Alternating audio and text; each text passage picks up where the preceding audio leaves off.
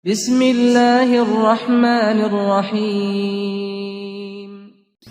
Assalamualaikum warahmatullahi wabarakatuh. Alhamdulillahilladzi khalaqal mauta wal hayata liyabluwana ayyuna ahsanu amala. Alhamdulillahilladzi khalaqa sab'a samawatin tibaqa. Alhamdulillahilladzi khalaqas samawati wal ard thumma istawa 'alal 'arsy. Alhamdulillahilladzi arsala rasulahu bil huda wa dinil haqq liyudhhirahu 'alad dini kullih wa kafa billahi syahida. Allahumma fasalli wa sallim wa barik wa an'im ala habibina al-Mustafa Muhammad sallallahu alaihi wa ala alihi wa ashabihi wa sallam. Faqala ta'ala fil Qur'ani tanzil ba'da an a'yadhu billahi minasy syaithanir rajim. Ya ayyuhalladzina amanu ittaqullaha wa qulu qawlan sadida yuslih lakum a'malakum wa yaghfir lakum dhunubakum wa may yuti'illaha wa rasulahu faqad faza fawzan 'azima. Wa qala Rasulullah sallallahu alaihi wa ala alihi wa ashabihi wa sallam khairukum man ta'allama al-Qur'ana wa 'allama. Amma ba'd, ibadallah liyufur rahman a'azani Allah wa iyyakum. Bapak Ibu jamaah tamu-tamu Allah yang semoga senantiasa Allah muliakan. Kembali tidak henti-hentinya kita bersyukur kehadiran Allah Subhanahu wa taala di malam hari ini dalam suasana yang cukup dingin. Allah turunkan rintik-rintik air hujan dari langit. Semoga tidaklah kita berkumpul di sini melainkan Allah akan turunkan sakinah di dalam hati kita. Dan Allah izinkan malaikatnya berada di sekitar kita memintakan ampun kepada siapapun yang berinteraksi dengan az-zikr yang tidak ada makna lain kecuali ilmu pengetahuan. Dan kita juga bermohon semoga Allah liputi kita dengan rahmatnya, Allah limpahkan kita dengan karunia-Nya dalam keadaan yang cukup baik kita berkumpul pada malam hari ini. Nampaknya jamaah sehat semuanya. Karena dengan kesehatan itu kita dapat berkumpul. Dan yang kedua dengan kesempatan Allah berikan kita juga dapat berkumpul. Betapa banyak orang-orang yang saat ini mungkin bercita-cita ingin dalam keadaan yang waktu luangnya banyak, tetapi Allah angkat satu penyakit, Allah angkat satu nikmat, yaitu berupa kesehatan. Allah berikan sakit kepada orang tersebut. Sehingga mungkin di antara saudara kita tidak bisa untuk hadir di antara kita saat ini. Dan betapa banyak orang sehat luar biasa, tetapi punya agenda lain, punya urusan lain, kesempatan Allah cabut. Sehingga pada kesempatan yang mulia ini tidak bisa pula hadir bersama kita. Dua nikmat ini yang senantiasa dianggap remeh, dilupakan oleh manusia. Alhamdulillah, dengan ucapan alhamdulillah kita bersyukur kepada Allah Subhanahu wa taala. Semoga majelis zikir ini, majelis ilmu ini menjadikan hati kita lebih tentram, lebih damai. Salawat serta salam senantiasa kita sanjungkan kepada baginda Nabi besar Muhammad sallallahu alaihi wa ala alihi wa sahbihi rasulillahi ajmain. Semoga kita dapat meneladani setiap gerak-gerik dari Rasulullah sallallahu alaihi wasallam, dari perkataan, perbuatan, takrir yang ditetapkan oleh Rasulullah sallallahu alaihi wasallam maupun ciri-ciri bagaimana Rasulullah berpakaian dalam kesehariannya. Bapak Ibu yang dimuliakan oleh Allah Subhanahu wa taala, seorang muslim tidak akan mengetahui kebenaran itu adalah benar, kesalahan itu adalah sebuah kesalahan sampai diketahui dari sebuah hal, yaitu ilmu pengetahuan. Ketika seorang muslim melandasi semua kegiatannya dengan ilmu pengetahuan, maka makin banyak ilmu orang, makin merunduk dia. Seperti orang-orang mengatakan, makin berisi padi, makin merunduk. Begitu orang berilmu, semakin dia memiliki ilmu, maka semakin menundukkan hatinya kepada Allah Subhanahu wa taala. Maka seorang muslim untuk menjalani kehidupan ini tidak cukup hanya mengetahui hal-hal yang baik saja. La ya'riful muslimul khaira, tidak akan mengetahui seorang muslim mana yang sesuatu yang baik, mana sesuatu yang ma'ruf, mana sesuatu yang dinilai baik diterima oleh Allah Subhanahu wa taala, sampai seorang muslim mengetahui mana keburukan, mana kemungkaran, mana maksiat yang itu tidak diizinkan, tidak diridhoi oleh Allah Subhanahu wa taala. Maka pada kesempatan malam hari ini akan coba kita ringkas dari sekian banyak ilmu pengetahuan tentang yang namanya LGBTQ. Nah, sekarang sudah ada tambahan Q dan plus, ya. Pertama tentu kita harus mengetahui dalam perspektif Islam kita melandaskan semua hal dengan adanya dalil. Dengan tanpa dalil kita tidak bisa melakukan amal perbuatan. Ya, bahwasanya dalam ibadah keseharian kita membutuhkan dalil, dan dalam keadaan kita bermuamalah membutuhkan dalil. Apakah diharamkan oleh Allah Subhanahu wa taala sehingga kita menghindarkan, atau Allah diam saja dengan muamalah sehingga diperbolehkan oleh syariat. Maka kita lihat fenomena yang cukup menarik, ya, fenomena yang membuat hati kita geram, yang membuat hati kita mangkel, yang mana ada sebuah negara bahkan salah satu menterinya dengan bersukacita memakai apa ya, yang di sebelah kiri itu apa namanya, Pak? Apa? Ban, ya, dipakai, yang itu menandakan daripada salah satu lambang mereka orang-orang LGBT, ya, dengan menandakan warna-warni di situ pelangi. Dulu pelangi-pelangi alangkah indahmu itu menjadi satu nyanyian bagi anak-anak. Sekarang kita ngeri kalau bicara tentang pelangi, Bapak Ibu, ya.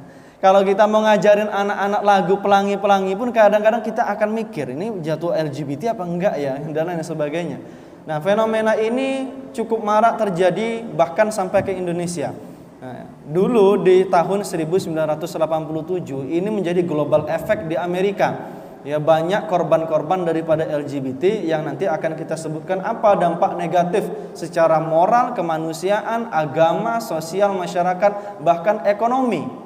Ya, ternyata LGBT punya pengaruh kuat dalam kehidupan kita bernegara, bersosial.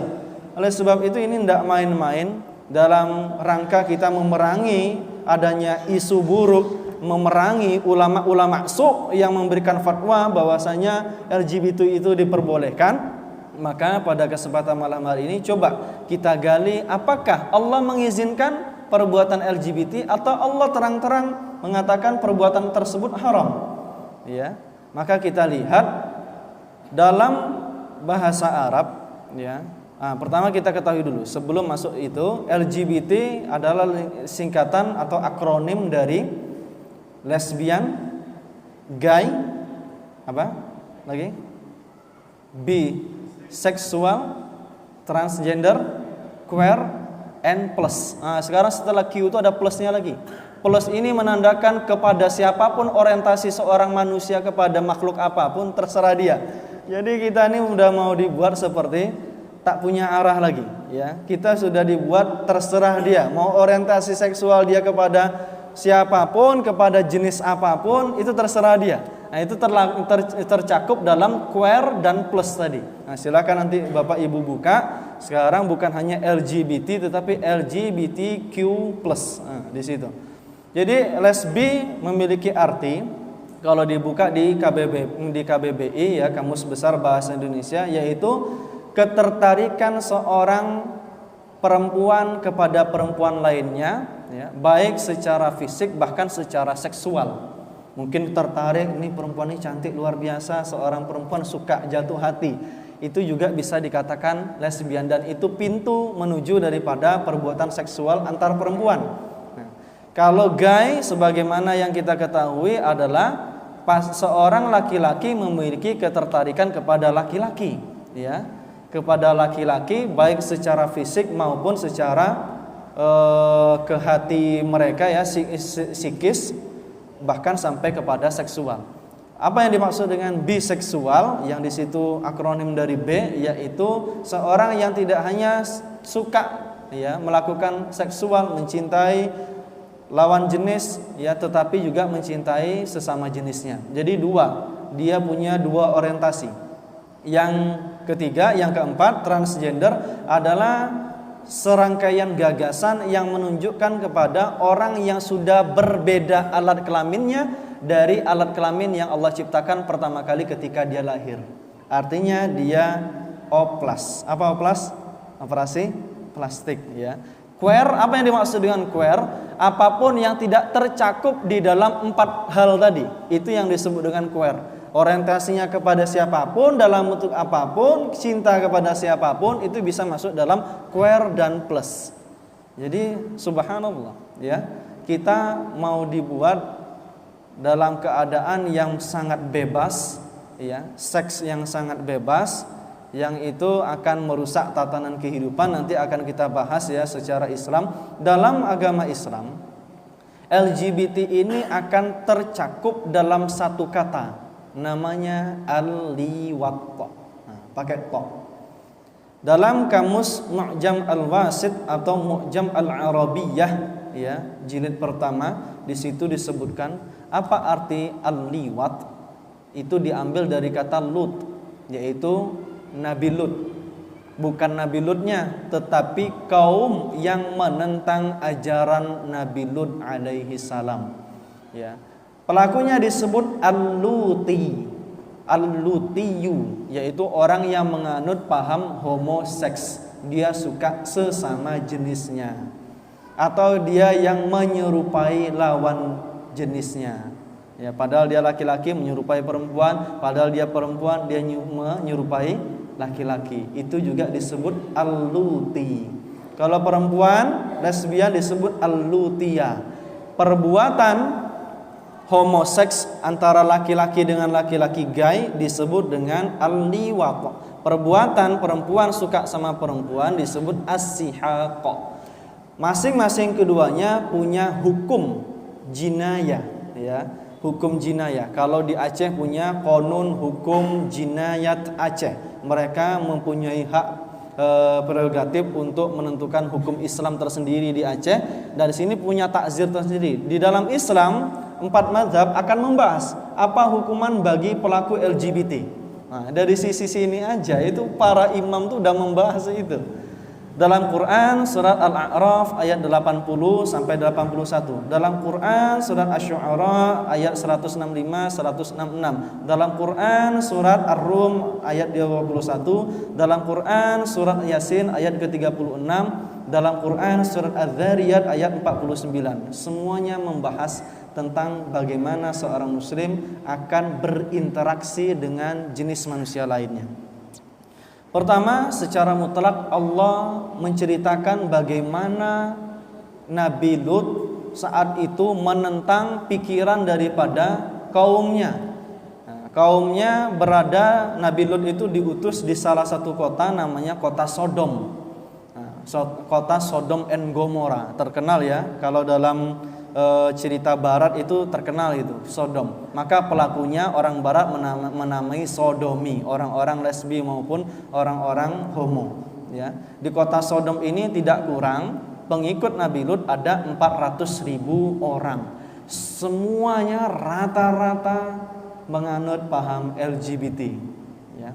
Maka diceritakan Allah Subhanahu wa taala berfirman, walutan idz qala liqaumi. Ingatlah dulu pernah terjadi. Nah, kita ingat lagi, kalau dalam Quran disebut ada kalimat hamzah baris bawah dengan dzal mati sukun, maka di situ adalah satu kata dari Allah menyatakan ingatlah dulu pernah terjadi.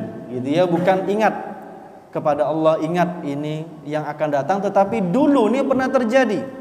Walutan idz qala liqaumihi, ya, dia berkata kepada kaumnya, ata'tunal fahisyata, apakah engkau mendatangi sebuah langkah keji Ya, langkah keji ini, langkah keji masa bakakum biha min ahadim minal alamin, yang sebelum Nabi Lut alaihissalam diciptakan dengan kaumnya tak pernah dilakukan oleh penduduk dunia manapun. Ya, tidak pernah dilakukan oleh penduduk dunia manapun. Jadi itu dicetuskan oleh siapa? Kaumnya Nabi Lut alaihissalam. Ya.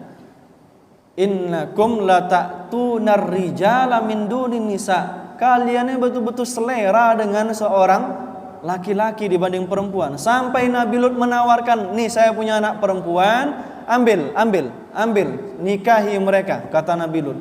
Tidak ya Lut, engkau tahu apa yang kami inginkan, kata orang-orang yang di sekitar Nabi Lut alaihissalam. Hanya segelintir pengikut Nabi Lut yang betul-betul mengesahkan Allah, menghindari daripada perbuatan LGBT ini. Rata-rata semuanya kena. Sampai istri Nabi Lut alaihissalam termasuk orang yang ghabirin, minal ghabirin. Apa maksudnya? Orang yang mendukung, ya. Hati-hati. Bukan pelaku tapi mendukung. Apa mendukungnya? Apa kata istri Nabi Lut? Saat itu orang-orang penasaran. Nabi Lut didatangi tamu 2 orang laki-laki. Laki-laki ini adalah malaikat yang menyerupai seorang manusia.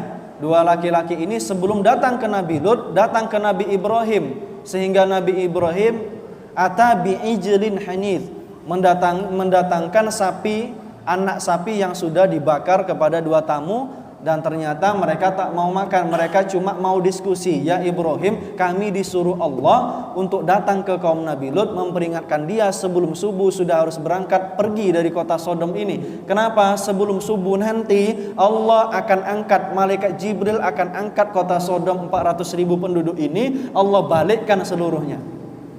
Kejadian ini pernah terjadi di Banjarnegara.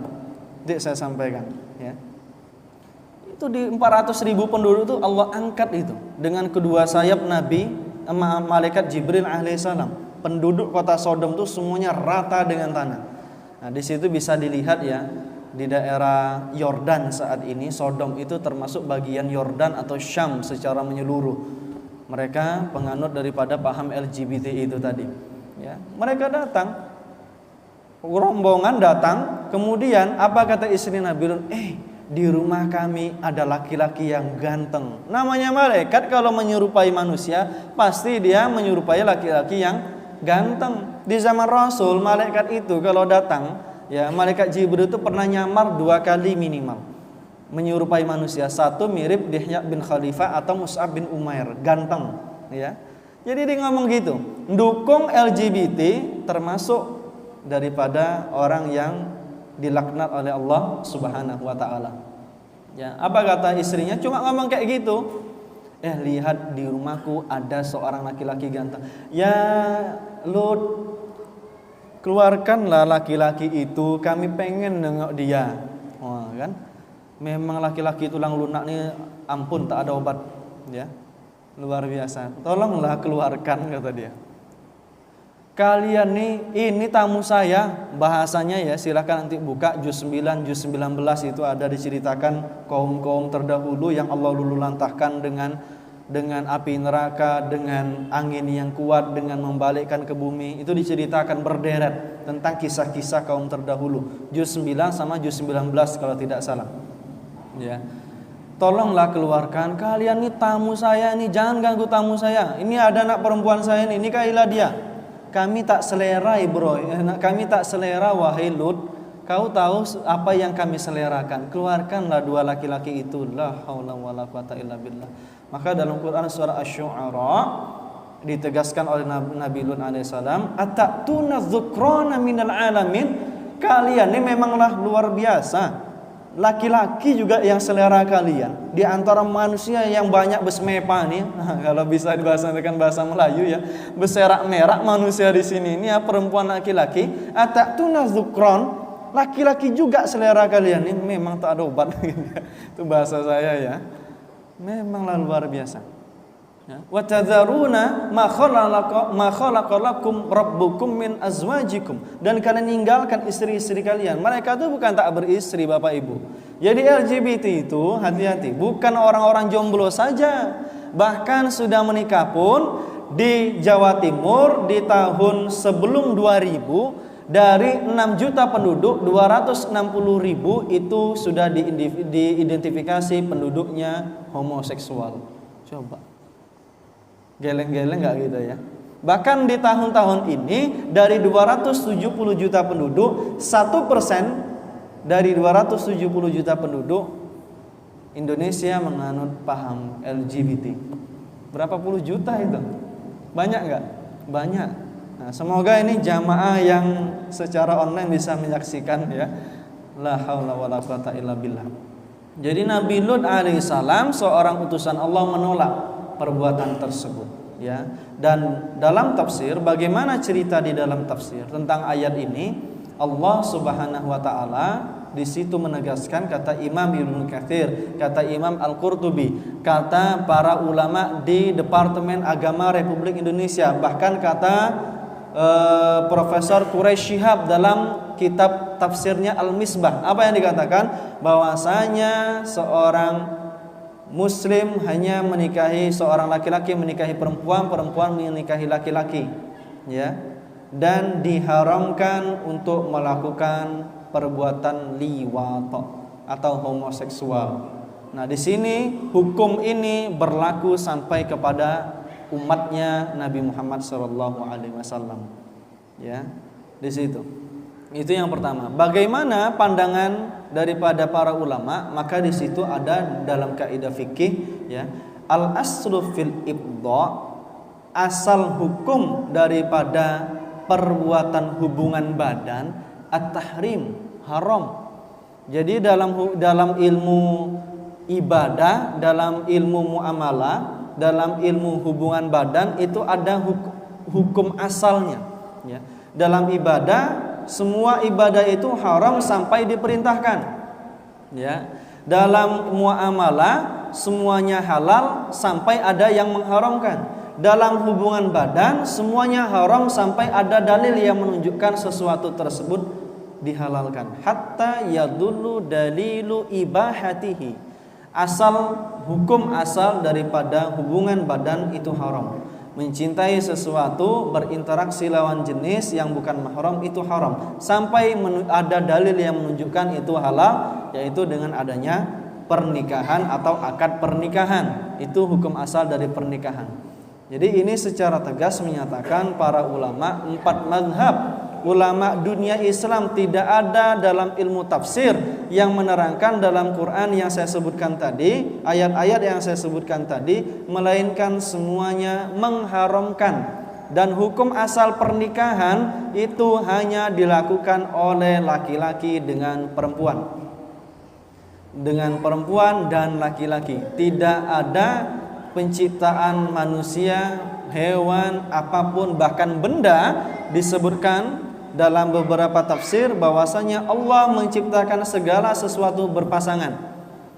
Keadaan malam Allah ciptakan siang, keadaan laki-laki Allah ciptakan perempuan, pria wanita ya, kemudian besar kecil, panjang pendek, gelap terang, putih hitam, semua rata-rata Allah ciptakan berpasangan. Itulah asal mula kenapa mereka menambangkan dengan pelangi, mejikuhibiniu, singkatan daripada warna. Kenapa? Mereka memisahkan antara hitam putih. Itulah mereka, ya, asli daripada wajah kaum LGBT itu tadi. Dan di dalam Islam, ya, di dalam tafsir para ulama dunia Islam mengharamkan secara mutlak. Rasulullah SAW, lalu bagaimana di dalam hadis? Rasul bersabda dalam hadis riwayat Tirmidzi, dalam hadis riwayat Ibnu Majah, dalam hadis riwayat Muslim yang diriwayatkan oleh Abu Hurairah, diriwayatkan oleh Abu Sa'id Al-Khudri, yang diriwayatkan oleh Ibnu Abbas radhiyallahu anhum. Ya, di situ Rasulullah SAW bersabda, la'anallahu, Allah melaknat. Kira-kira kalau bahasa Allah melaknat itu Allah suka apa tidak? Tak suka. Nah, ini perhatikan, ulama-ulama saat ini sedang ngomong LGBT itu Disorientasi seksual, bagus bahasanya, luar biasa. Itu penyimpangan seksual. Tegas itu, penyimpangan seksual. Allah tak pernah ciptakan. Kecuali di dalam ilmu faraid pun di situ ada namanya khuntha mushkil. Seorang manusia yang diciptakan dua alat kelamin. Dalam ilmu waris mewarisi, di situ ada ketentuan-ketentuannya. Punya dua alat kelamin pun harus ditentukan. Dia laki-laki perempuan. Bagaimana caranya? Dilihat alat kelaminnya mana yang fungsi. Ternyata alat kelamin perempuan, maka dia perempuan. Ternyata kedua-duanya juga khunsa muskil ini seorang yang betul-betul dia punya dua alat kelamin. Itu saja harus ditentukan. Kalau seandainya keduanya berfungsi, dilihat mana yang keluar air seni terlebih dahulu. Ternyata laki-laki, maka dia laki-laki. Ternyata sama-sama keluar dua-duanya, ditampung. Di dalam Islam nih Bapak Ibu, saya terangkan dalam ilmu faraid, ditampung. Dilihat mana air kencing yang lebih banyak, sama banyaknya. Kalau sama banyaknya, dilihat mana organ tubuh yang lebih berkembang di masa dia balik. Sembari menunggu itu, dilihat kecenderungannya ke arah mana. Dia lebih suka kepada laki-laki atau perempuan. Umur berapa ditentukan? Kelas 2 sampai kelas 3 SD. Atau umur 7-8 tahun, seorang anak sudah mulai bisa mengidentifikasi bahwasannya dia laki-laki atau perempuan. Ya. Maka di situ khunsa muskil pun ternyata ada penyelesaiannya. Ya, apalagi hanya sekedar hanya LGBT, ya. Apalagi hanya sekedar itu.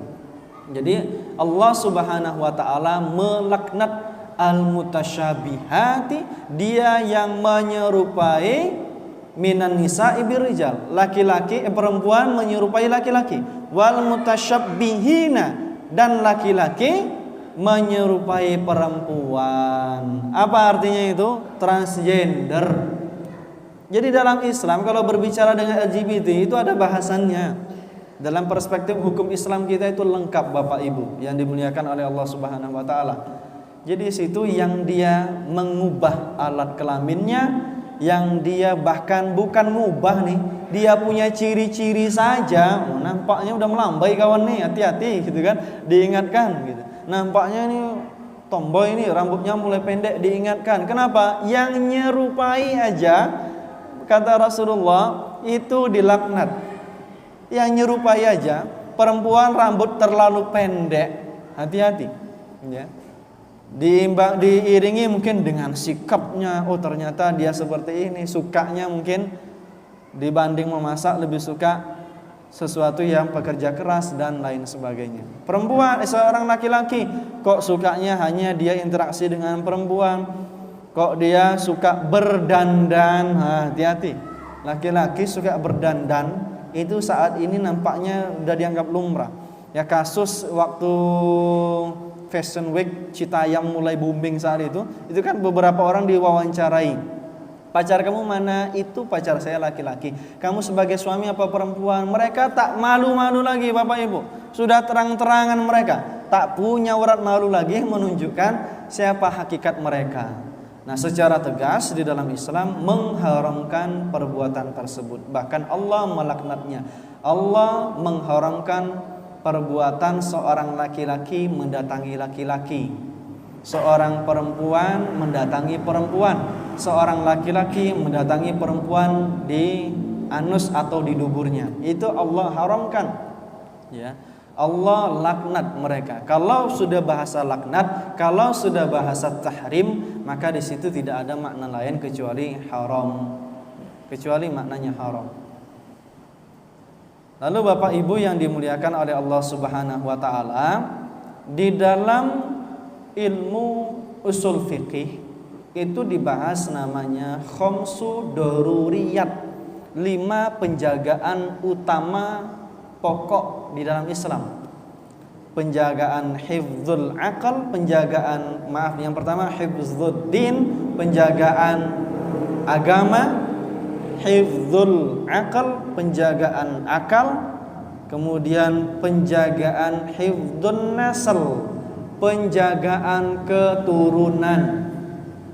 Bayangkan Bapak Ibu, kalaulah ini kita terima, Janganlah mungkin 90%, 50% saja itu penduduk bumi akan mulai turun penduduknya. Karena seorang perempuan dengan perempuan tak mungkin hamil, laki-laki dengan laki-laki tak mungkin hamil. Dan itulah perbuatan fahish yang sesungguhnya, perbuatan keji yang sesungguhnya. Nah, di daerah Sodom itu hukumannya Allah balikkan. Salah satu tempat, ya, tidak jauh dari Ungaran. Di situ, ya, ada, bukan Ungaran, di salah satu tempat di Banjarnegara yang beberapa tempo dulu ada longsor yang luar biasa hebat. Satu desa tertutupi dengan tanah dari gunung di sekitar desa tersebut. Jadi dia tinggal di kaki-kaki gunung, tertutupi dengan longsor. Dicari tahulah apa penyebabnya. Tentu di situ atas perbuatan manusia juga. Bahwasanya adanya musibah, ada perbuatan manusia yang setelah melakukan perbuatan dosa. Dicari tahu ternyata rata-rata laki-laki nikah dengan laki-laki, Bapak Ibu. Perempuan suka dengan perempuan, berhubungan seks dengan perempuan, Bapak Ibu. Itu di Banjarnegara loh, ya, luar biasa. Jadi di situ dalam ilmu usul fikih pun dilarang keturunan, kesinambungan kehidupan manusia ini tak boleh terhenti. Caranya bagaimana? Dengan nikah, dengan adanya hubungan antara seorang perempuan dengan laki-laki. Dan itulah makna daripada wa min ayatihi an khalaqalakum min azwajikum. Daripada kebesaran Allah itu menciptakan adanya bangsa kalian perempuan laki-laki menikah berpasangan, litaskunu ilaiha, agar condong. Mengenai azwajan litaskunu ilaiha, orang-orang liberal sekuler mengatakan, feminis mengatakan condong itu kan terserah, kita dihidupkan di muka bumi punya orientasi masing-masing. Tidak, Bapak Ibu. Jadi dari mana akar mula daripada muncul sifat-sifat condong kepada sesama jenis? Ketika lingkungan keluarga dan sosial tidak terjaga. Jadi lingkungan seorang anak laki-laki, ternyata kalau terlalu dekat perempuannya, teman-temannya rata-rata perempuan semua. Hati-hati. Mulai dia mungkin mengenal bagaimana perempuan, lama-lama dia berbicara seperti perempuan, lama-lama mau beli tas seperti tas perempuan. Lama-lama perempuan pakai gincu, pakai bedak, dia pun pakai bedak. Kenapa? Gaul dengan perempuan dari kecilnya. Orang-orang seperti ini akan mengatakan, kaum liberal, bahwasanya the LGBT is given. LGBT ini pemberian, anugerah dari Allah, kata dia. Tidak mungkin. Dari mana kita akan tahu? Yaitu dari insting kehewanan. Kita di dalam bahasa Arab disebut hayawanun natik, manusia hewan yang dapat berbicara dan berakal. Nah, kita sama hewan yang lainnya yang tak berbicara dalam satu tataran sama. Kita memiliki ghadhira atau insting. Apa insting yang kemudian sama dengan hewan? Kita laki-laki hanya suka dengan perempuan. Ayam jantan kalau diadu dengan ayam jantan untuk kawin, percayalah sama saya, sampai hari kiamat pun rasa saya bangkok jantan tuh dengan jantan lainnya tak mau dia, Bapak Ibu. Walaupun jantannya kate, imut-imut kecil, cantik pula rupanya, tak mau dia, demi Allah. Saya belum pernah nengok ya, jantan kawin dengan jantan tuh belum pernah. Itu binatang, itu hewan yang kita lihat di hadapan kita. Jadi satu tataran ini kita tidak beda dengan hewan lainnya yang tidak berbicara. Ya. Apa yang membedakan? Akal pikiran, ilmu pengetahuan. Itulah yang disebut oleh Imam Hasan Al-Basri, laulal ulama, kalau tak ada ulama yang menerangkan ini halal, ini haram, ini betul, ini tidak, ini selaras dengan kehendak Allah atau tidak selaras dengan kehendak Allah, lakana nasu kal bahaim. Pasti kalau tak ada ulama, manusia ini tak ada beda dengan hewan-hewan. Bal hum adall, bahkan bisa lebih sesat dibanding hewan ternak yang diperah susunya, yang dimakan telur dan dagingnya. kata para ulama. Ketika bagaimana? Ketika ilmu pengetahuan tidak menjadi landasan daripada kehidupan. Ya. Termasuk daripada dampak negatifnya, selanjutnya kita bahas dampak negatifnya apa? Secara kesehatan dia menurunkan imun. Ya, ketertarikan laki-laki dengan laki-laki, laki-laki mulai berselimut dengan laki-laki, perempuan mulai berselimut dengan perempuan, ya. La yanzurul mar'atu ila auratil mar'ah. Apa kata Rasulullah? Tidak boleh atau haram seorang perempuan melihat aurat perempuan. Wala yanzurur rajulu ila rajuli, dan haram laki-laki lihat aurat laki-laki. Nah, di sini saya pesankan hati-hati. Kalau di asrama, di beberapa tempat lembaga saya nampak mereka mandinya telanjang aja gitu ya. Tanpa pakai apapun kecuali hanya celana dalam. Itu haram. Ya, di pondok pesantren kalau ada seperti itu tuh haram. Berarti belum begitu mengetahui bagaimana hukum Islam. Ya.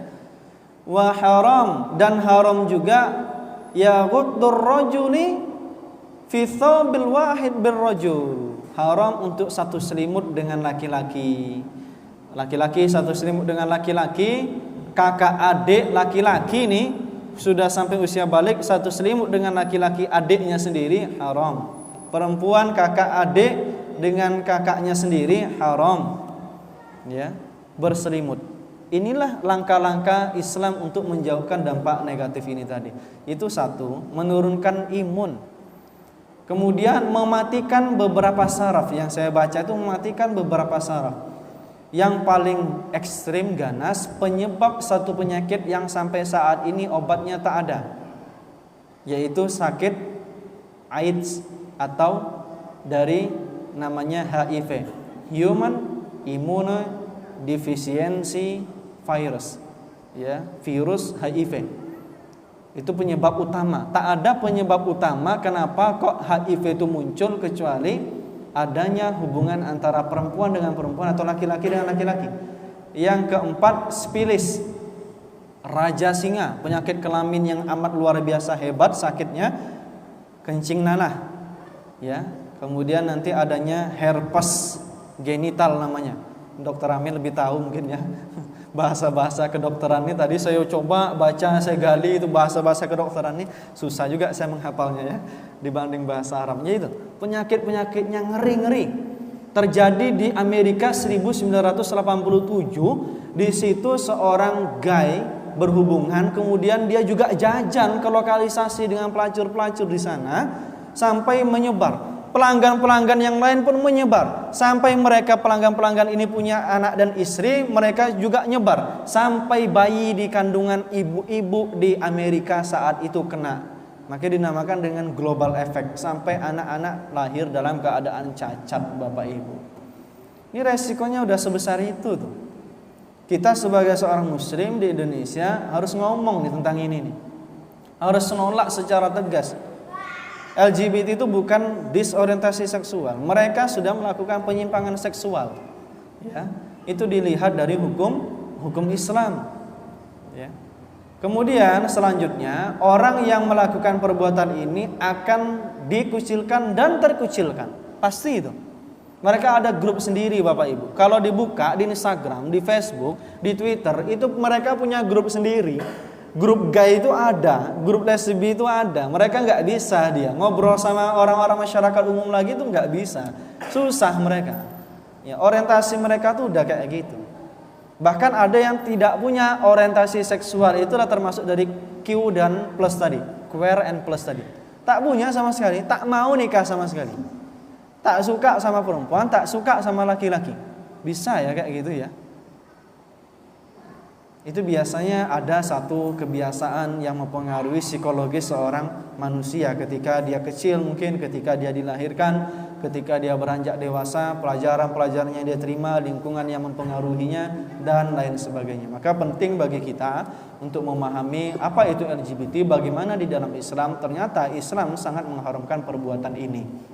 Kemudian Bapak Ibu, apalagi ya, tadi memutus kesinambungan tadi, ada penyakit-penyakit tadi, ya, kemudian mempengaruhi psikologis dan di sini juga mempengaruhi faktor ekonomi.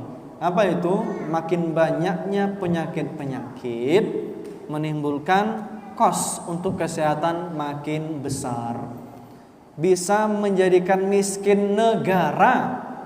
Jadi hati-hati, paham LGBT dan pengaduan LGBT ini bisa menjadikan negara ini miskin. Ya. Kenapa? Kos untuk memperbaiki itu tuh besar. Seorang pakar, ya, pakar kelamin, pakar kulit, dia biasa kulit nanti masuk ke kelamin, spesialis, seorang ibu-ibu yang secara tegas di beberapa forum kenegaraan di Indonesia mengatakan, tolonglah Bapak Ibu para menteri buat undang-undang.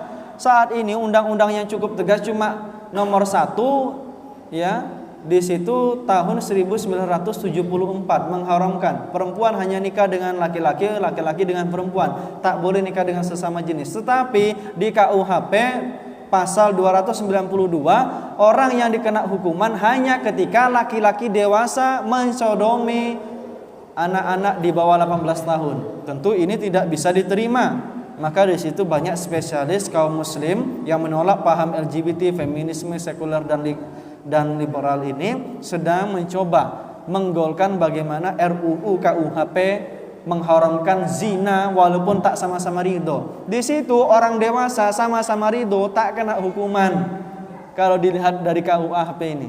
Tetapi kita sebagai masyarakat ketimuran menolak norma-norma ini. Apalagi kita adalah masyarakat muslim, sangat menolak tegas daripada perbuatan LGBT ini.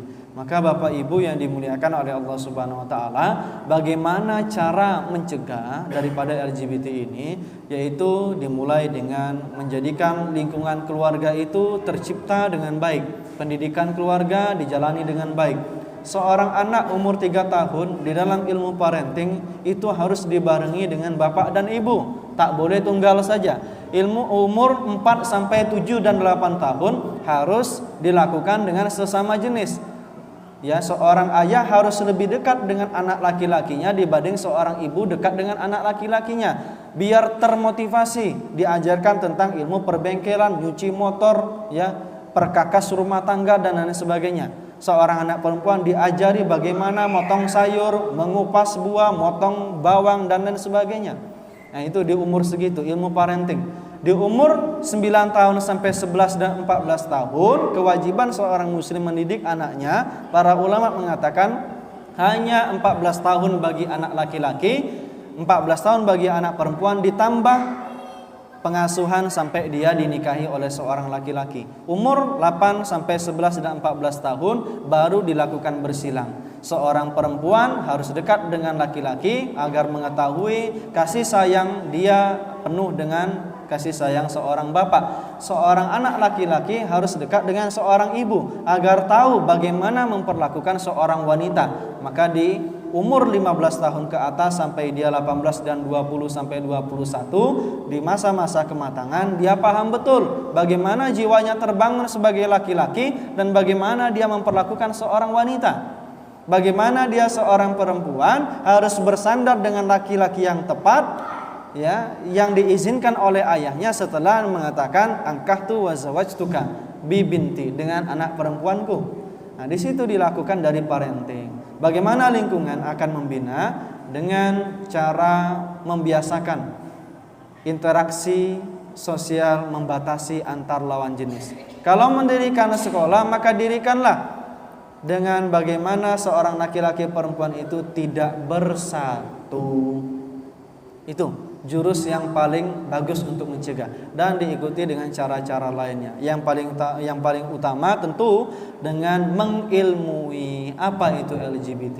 Jadi kalau dilihat tadi landasan hukumnya sudah jelas, dalam tafsir jelas, kaidah fikih jelas. Apa hukumannya? 3. 1 diserahkan kepada penguasa, hadisnya lemah. 1 lagi ditakzir, kalau dia seorang yang sudah menikah dirajam, kalau dia belum menikah dengan dicambuk 80 sampai 100 kali.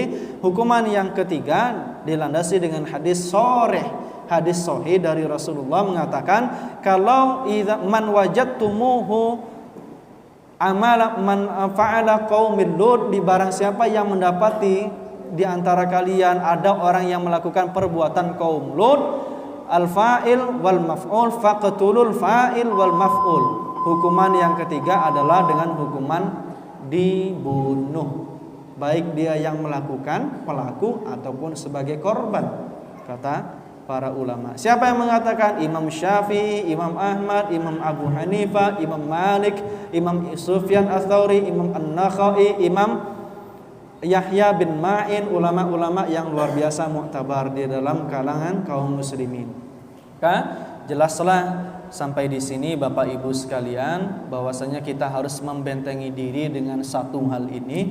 Na'udzubillah tsumma na'udzubillah. Semoga di antara kita, keluarga kita, lingkungan kita, masyarakat kita terhindar daripada satu paham LGBT, dari perlakuan LGBT ini. Semoga Indonesia makin hari makin baik. Demikian Bapak Ibu, karena sudah masuk waktu, kita akhiri dengan hamdalah dan kifaratul majelis. Alhamdulillahirabbil alamin. Subhanakallahumma wa bihamdika asyhadu an la ilaha illa anta wa astaghfiruka wa atubu ilaik. Allahumma la tada' lana fi maqamina hadza dhanban illa ghafarta wa la hamman illa farajta wa la hajata min hawaiji dunya wal akhirati qadaita wa la maridan illa syafaita. Allahumma fassalli wa sallim wa barik ala nabiyyina Muhammad wa ala alihi wa sahbihi rasulillah ajma'in. Allahu a'lam bis-shawab wallahu waliyyu taufiq wa sadad. Assalamualaikum warahmatullahi wabarakatuh.